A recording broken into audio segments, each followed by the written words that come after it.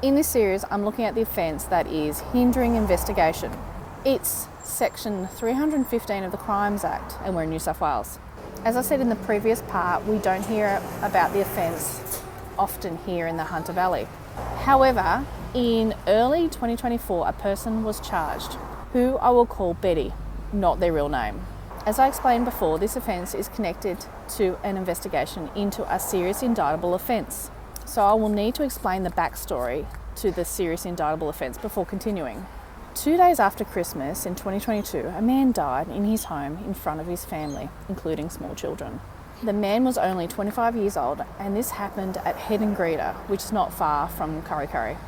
In fact, I drove past the street where it happened on my way to Kurri Local Court. Of course, police commenced an investigation. About 10 months later, the first of 3 people are arrested. First is a 24-year-old arrested in October 2023. The second is a 24-year-old in November. The third is a 25-year-old in January 2024. All 3 are charged with murder. All are refused bail. Their cases are currently before the court in Newcastle, and they have not entered pleas yet. Betty was arrested in early January 2024, just before the third man was arrested. Betty is charged with hindering investigation and is also charged with possession of drugs, which I'm not going to explore, just the hinder charge. Betty's case is first mentioned at Kurri Kurri Local Court late in January 2024. I'm at Kurri Kurri Local Court. It's right next door to the fire station. There's a police station on the other side. Kurri Court is part of the Cessnock Local Court circuit. Basically, the court sits over here 2 days each month, and the rest of the time they sit in Cessnock. Betty pleads not guilty to the hindering investigation at the mention in January 2024. Now, I was about 3 minutes late to court on this date and managed to catch Betty's entourage shooing the one TV camera away from Betty out the front of the court. So I missed hearing about the case inside the courtroom. It must have been the first case heard. However, later that day, there are media reports. The headline reads, "Hunter woman faces court as part of fatal shooting." In this story, it is reported that Betty is accused of ordering others to destroy evidence relating to the alleged murder. Also, it's vague, but the stories say Betty is or was in a relationship with the second man arrested, who was from Cessnock. So now that Betty has pled not guilty, the brief needs to be served and the case will return in March to set a hearing date. The brief is all the evidence the prosecution will use to prove the elements of the offence. Just a recap of the elements. They must prove that Betty did anything intending to hinder an investigation in any of the following 3 ways.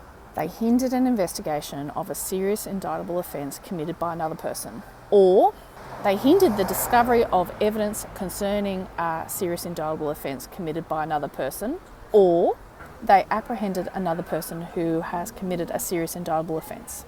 I'm assuming this case involves the second way of hindering, that is destroying evidence. However, this is unlikely to be confirmed until the hearing. So fast forward to March 2024, and the case is relisted back here in Kurri. This time I get here early. However, the court has already started, but Betty and her entourage are standing out the front here, and Betty's solicitor has only just arrived. So I head towards the courtroom door. The sheriff wants to check the guy in front of me in the line for weapons, and he's sort of objecting, and so he's holding up the line of people trying to get into court. It's really close quarters here in Kurri. I notice police detectives in suits right behind me now, and Betty and co are behind them.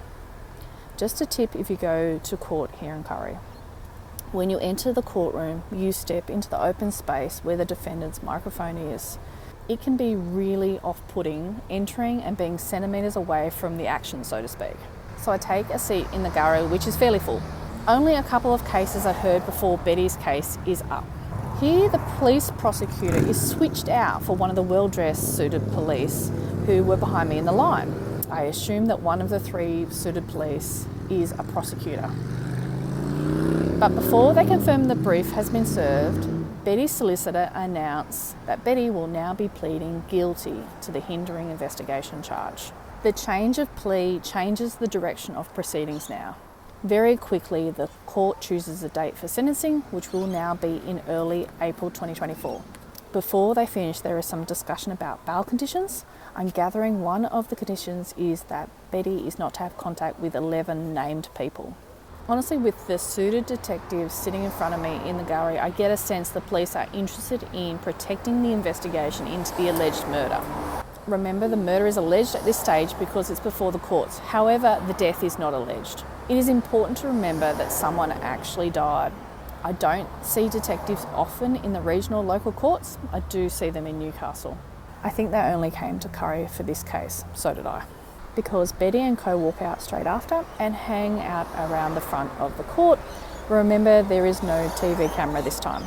The detectives walk out straight after, past Betty, and they drive off. I walk out and I drive off.